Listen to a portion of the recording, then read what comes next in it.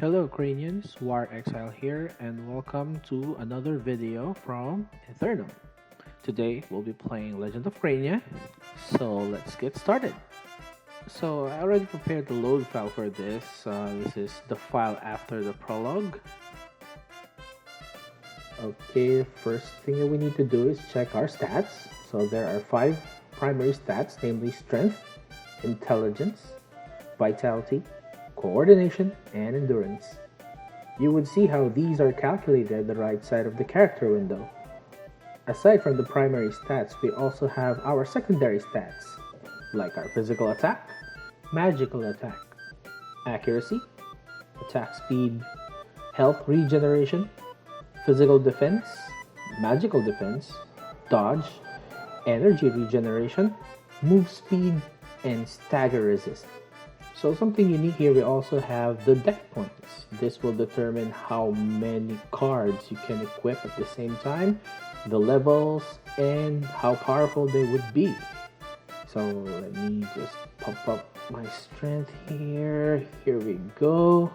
So as the story goes, he's already inside at Greentown. He will be realizing that he have gone to the past. So driven by rage, he wants to exact vengeance on the people that plotted to kill him. But first, we need to fight these 3 people that have been bullying him ever since. They may be level 1, but also you still need to be careful. As long as you block and dash, of course, and hit them, you'll get through this fight without any issue.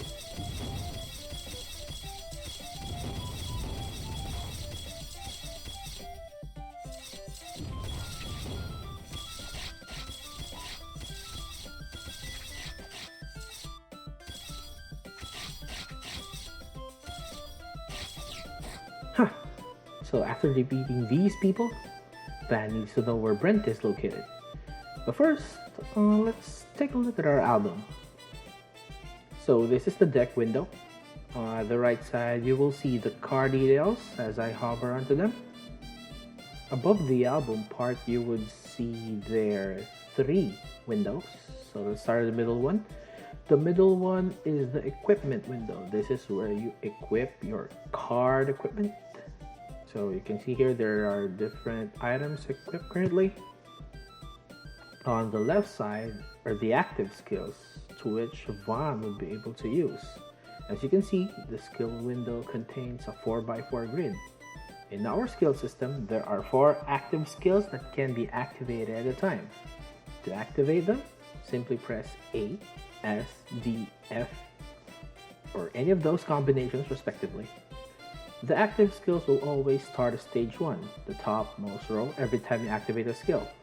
Its stage will increase unlocking the next set of active skills you can use. At the last stage, stage 4, the active skills will rotate back to stage 1. Also, doing nothing resets the skill back to stage 1. So you need to continually activate your skills until you reach stage 4. So let me give you an example. So in my current deck here, pressing A, and A will activate thrust 4 times. Same is true for S, D, and F. But of course, it's a different skill. So for this playthrough, I'll be playing as a knight. So let's equip the knight equipment. So the knight equipment increases heavily your physical defense. Oh, the fun part is arranging your skills. Let me just try and arrange here. I'll be using Blaze, Bolt, and Bolt combo in my D column. Blaze increases your magic attack by 10%, while Bolt's damage relies heavily on your magic attack. So I'll be pumping more damage if I do that. Arranging your deck like this will effectively increase your Bolt damage by 10%, as long as you do a D, D, D, and D combo. Now let's level up our Bolt skill. So increasing the Bolt skill further increases its damage. Well, also Blaze, because it's magical. I did not level up Blaze though, since I only need the 10% magic attack buff. But you can always do that if you want. Alright, time to level up our equipment. You can increase the level of your equipment based on your current level. As you can see here, leveling up your skills and equipment increases its potency, but it costs deck points to do so. So in the early levels, there is no problem maxing your skills and equipment at the same time. But it can be quite challenging to balance these out at later levels, especially if you have rare equipment and skills. So let's see our stats. As you can see, I have a very good physical defense, but I have low magic attack. Let's see what we can do about that. Maybe later. But for now, let's join the Hunters Guild. You can talk to the villagers if you like. There are some side quests there, interesting conversations that you might find wacky, some sort. Alright, here we are. We found the Hunters Guild. So let's talk to this guy. This guy, Alpha Loss, I believe he will give me a sword. Oh, he gave us a side quest.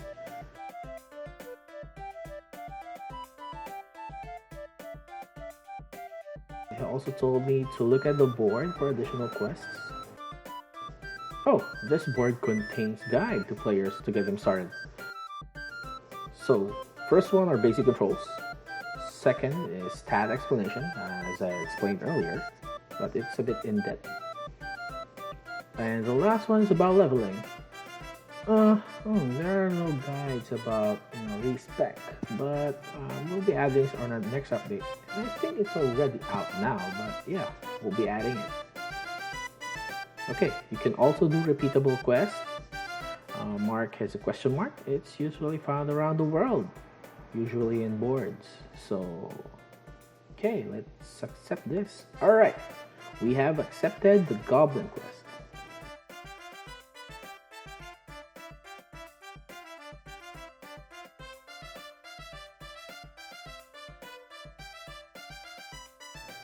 Okay, let's go to the inn. So here, you can reset your stat points to further customize your build. All your primary stats will be reset to 1, and you can distribute your points wherever you want. So, for my build, I'll be dumping most of my stats to intelligence. This will balance out my defenses. So, I have high physical defense because of my equipment, and then I'll be having high magical defense because of my stats. So yeah, and I'll be using mostly magic, so it's really good. So for this game, it's all up to you to explore a build most suitable to your playstyle. Let's go kill some zombies!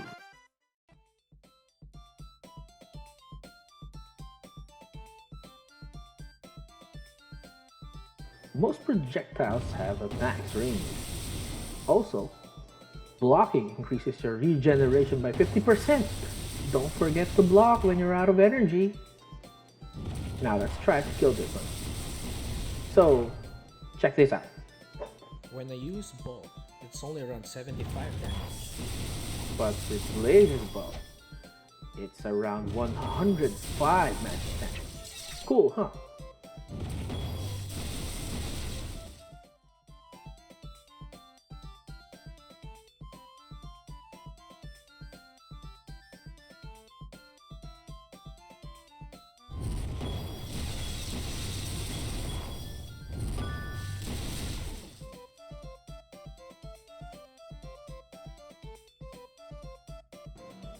Let's see what the zombies drop.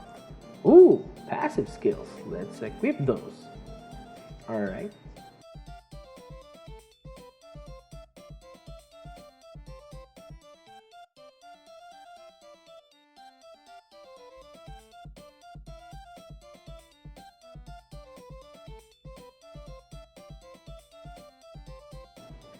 Oh, now we have Frost. So it's a utility spell. This slows down enemies that I will be hitting.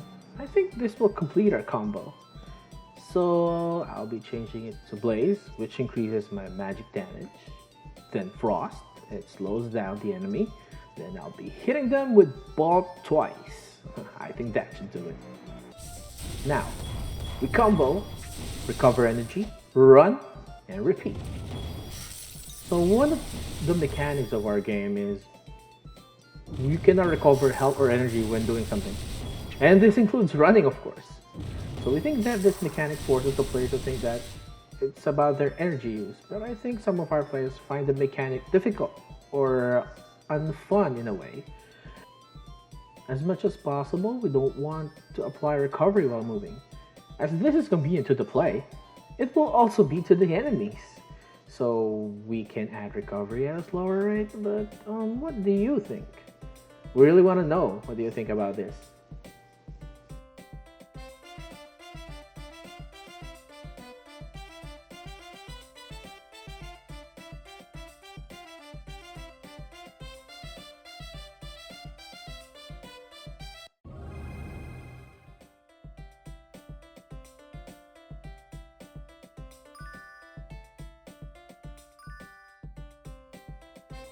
Okay, now let's get our reward. Ooh, Terrorwind Sword. Cool. Let's equip it.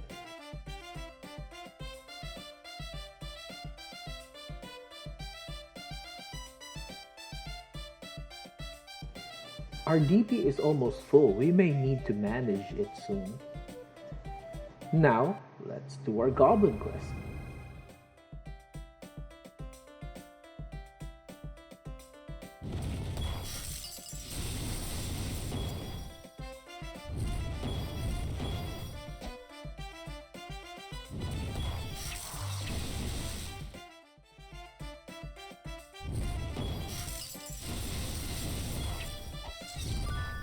This rewards experience after completion, automatically. Huh, nice.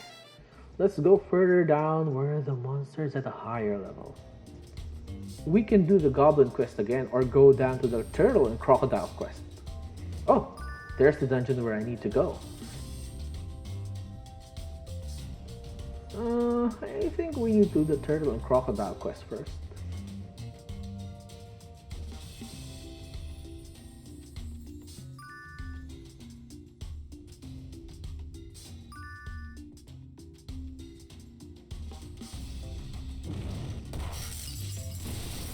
So the strategy for turtles are the same.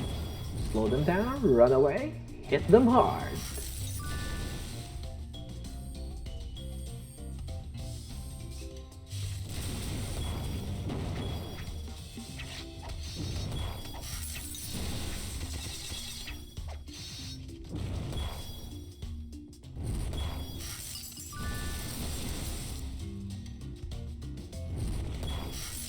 My strategy for the Crocodile is to block until its attack is out of range, then fire your combo if you're a mage, or if you're a physical attacker, you just need to get close to them.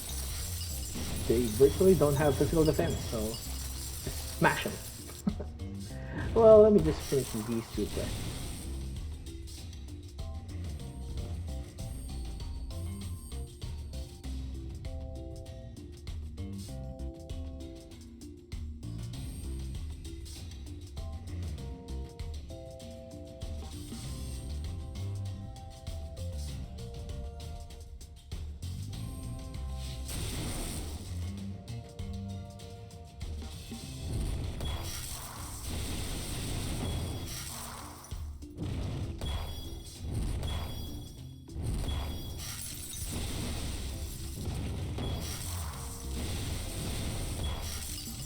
And done.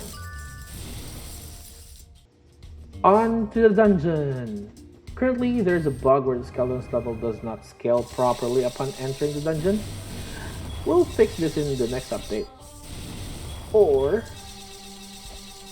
we have already fixed this in the current update, so might want to check it out.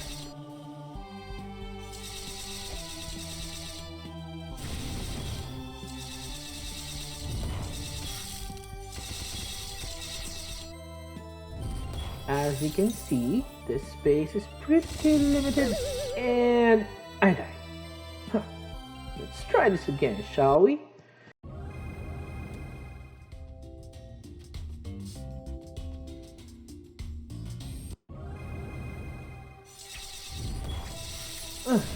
This dungeon is pretty rough, so I might need some uncommon equipment to fight these.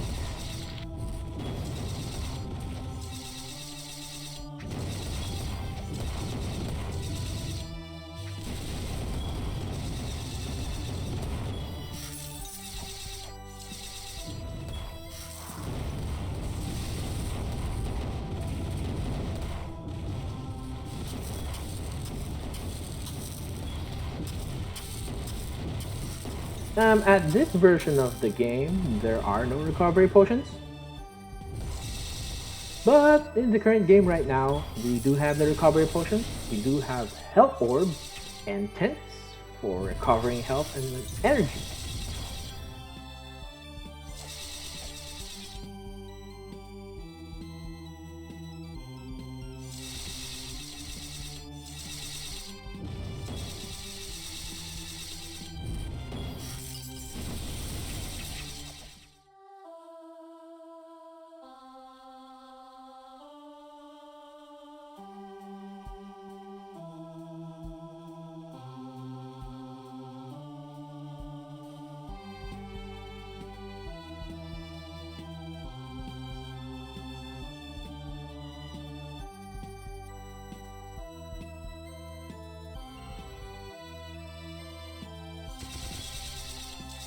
Now, let's proceed to the next room.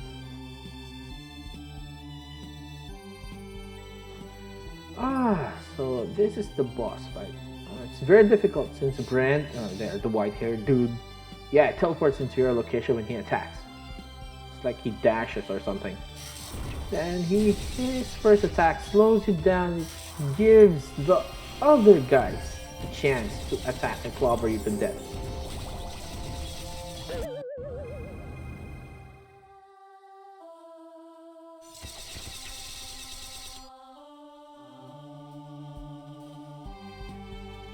See the mage there? It will stun you for 2 seconds. And the other two are melee damage dealers.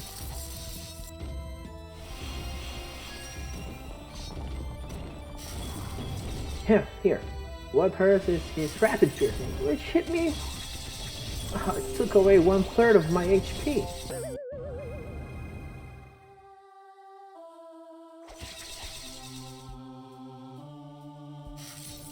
If you notice, his 3 party members are very squishy. You can probably hit them with 2 or 3 balls and they'll die. So I guess the strategy here is to kill the minions first. I think that will be easier.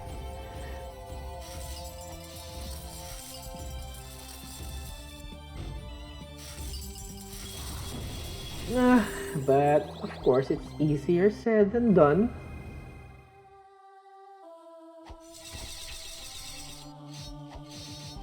We know it's a boss fight, so we hope to teach players how to cancel their actions. Action cancellation is a mechanic where Vaughn can cancel his action by performing another action. So for instance, when you're using a skill, you can cancel that skill by actually blocking or dashing. You can cancel your dash midway by blocking or activating a skill. But I think we need a more explicit mention to this to the players. Don't you agree? So to give you a feel on how hard the dungeon is right now, here's a death montage for you.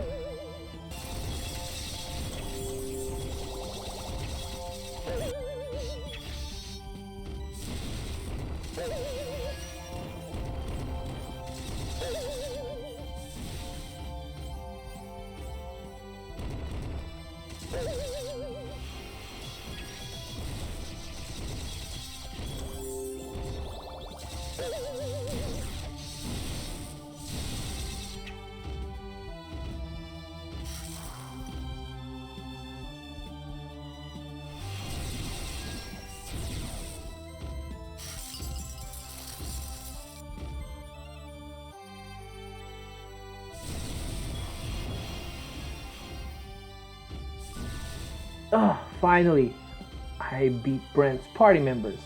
It seems that killing Brent at this time is optional, but killing him would give you some cool stuff. Shame I cannot do it right now. What do you think of this boss fight? Is it too difficult? Please let us know in the comments down below.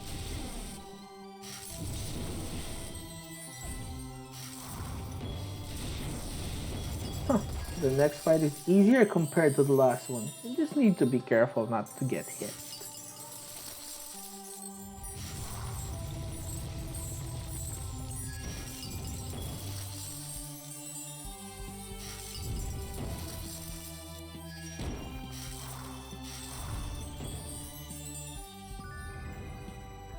Alright, this is the end for now. What do you think of this Magic Knight build? If you want to see more builds, you can subscribe to our channel. Don't forget to like it and click the bell notification icon. We'll also be creating a Mage and Barbarian build, so keep an eye on those. If you have any comments or feedback, don't hesitate to comment or join us on our Discord channel. Thank you everyone, and see you in the next video.